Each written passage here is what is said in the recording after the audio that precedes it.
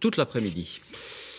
Dans l'actualité également, un anniversaire. Demain, il y aura 30 ans, jour pour jour, que s'est produite la plus grave catastrophe nucléaire civile de l'histoire, celle de Tchernobyl. Bonsoir Nicolas Châteauneuf. Dans un instant, vous nous direz où en sont les travaux, le fameux sarcophage. D'abord, ces images qui peuvent sembler irréelles. Dans la zone interdite, dans la zone hautement contaminée, la vie sauvage foisonne, les animaux prospèrent. Regardez le reportage de nos envoyés spéciaux, Dominique Derda et Patrice Hacheret. Un dernier poste de contrôle, une dernière barrière à franchir.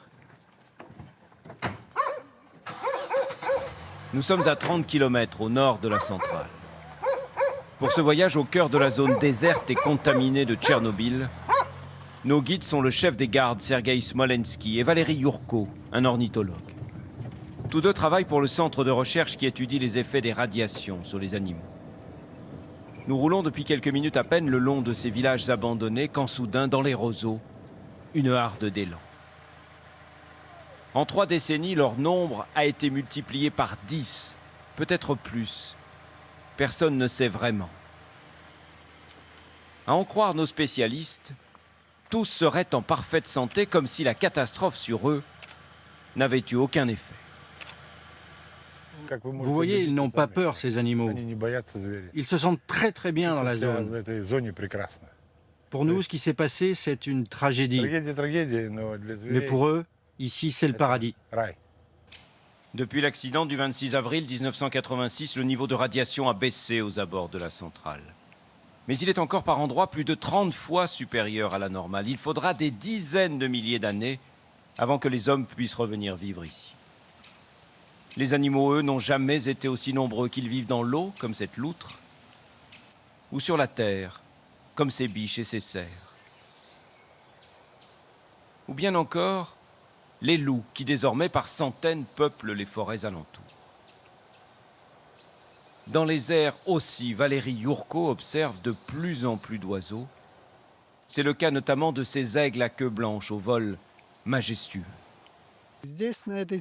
Ici, avant la catastrophe, il n'y avait pas plus de 2 ou 3 couples d'aigles à queue blanche. 30 ans plus tard, on dénombre pas moins d'une vingtaine de couples. Celui-ci se nourrit d'une charogne. C'est ainsi que se transmet la contamination à petite dose par la nourriture. Les plantes pour les herbivores, la viande pour les carnassiers. Mais il en faudrait plus pour les tuer. Plus près encore de Tchernobyl, nous voici à Pripyat, là où vivaient les employés de la centrale. 47 000 habitants à l'époque, une ville fantôme aujourd'hui, envahie par la végétation. Les appartements, les écoles, les magasins, tous vidés à la hâte, dans les heures qui ont suivi l'explosion du réacteur. Ici aussi, les animaux sont revenus, les plus petits comme les oiseaux, les rongeurs, mais aussi les renards, les loups, les chevreuils et les cerfs. Débarrassés des hommes, ces immeubles et ces rues sont devenus pour eux un nouvel habitat naturel. Sur ces images exceptionnelles filmées par un zoologiste ukrainien, 4 loups dans l'une des rues de la ville. Au sommet de la chaîne alimentaire, les loups sont les nouveaux maîtres de la zone où la chasse est formellement interdite. Regardez toutes ces traces. Elles vont d'un village à l'autre. Chaque meute s'est approprié un village abandonné. Et chaque jour, les loups font le tour de leur territoire. Nos 2 guides ne se contentent pas de pister les animaux, de les compter et de les prendre en photo. Une fois par an, ils prélèvent quelques spécimens qu'ils envoient au laboratoire. Si les scientifiques ont bien remarqué ici et là d'infimes modifications génétiques, aucun monstre, aucun mutant n'a encore jamais été répertorié parmi tous ceux qui ont été examinés.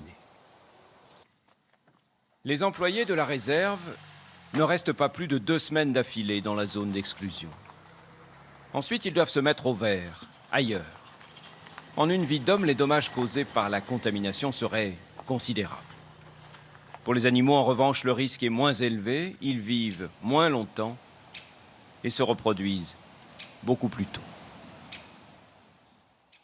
Voilà pour ces images. Nicolas Châteauneuf, question maintenant sur le réacteur lui-même. Que devient-il? Quelle solution? Alors David, si vous allez à Tchernobyl, eh bien, vous verriez ceci. D'un côté, le réacteur numéro 4, ce vieux réacteur numéro 4, et en face, un gigantesque dôme d'acier, une arche de 110 mètres de haut qui est capable de contenir Notre-Dame de Paris. Ce dôme, eh bien, il est financé par la communauté internationale. Il a été conçu par deux entreprises françaises. Il a fallu d'abord le soulever. Il pèse quand même près de 20 000 tonnes. Et si tout va bien, à la fin de 2017, eh bien, il sera glissé au-dessus du vieux réacteur, puis tout sera hermétiquement fermé. L'idée, en fait, est de tenir un siècle.